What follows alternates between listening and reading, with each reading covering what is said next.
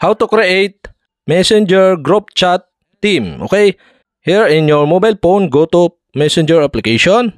Here in Messenger homepage, to create a team on your group chat, so select first the group chat or group you want to add or change the team. Okay, so I select the Kabili family group chat. Here in group chat, okay, to add a team, so I have no team for now. So to add a team on this group chat, tap the Kabili family name on the top of your screen. And after that, you can see here in customization section the theme. Okay, tap the theme. And if you want to select this theme, you can choose one of here. So for my example, I choose the googly eyes.